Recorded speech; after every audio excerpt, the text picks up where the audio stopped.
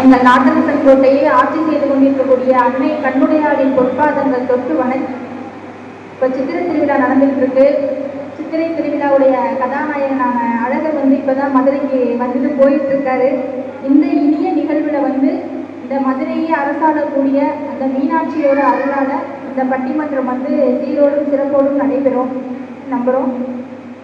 இந்த இனிய நிகழ்வில் இந்த பட்டிமன்றத்தை ஏற்பாடு செய்த விழா நாயகியின் பெற்றோர்கள் அருள்மொழி சிவசுப்பிரமணியன் அவர்களுக்கும் அவர்களின் அன்புக்குரிய பெற்றோர்கள் காத்தியாயினி பிரபாகரன் அவர்களுக்கும் இந்த நேரத்தில் நாங்கள் நன்றியை தெரிவிச்சுக்கிறோம்.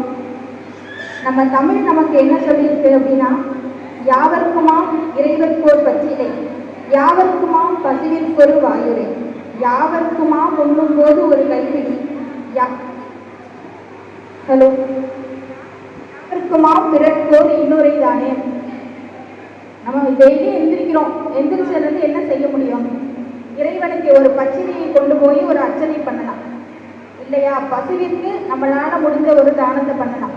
அதுவும் முடியலையா, நம்ம சாப்பிடும்போது ஒரு பிடி சாதத்தை எடுத்து மற்றவங்களுக்கு நம்ம கொடுக்கலாம். அதுவும் நம்மளால முடியலை அப்படின்னா, பிறர் வருத்தத்தில் இருக்கும்போது நம்மால் முடிந்த 6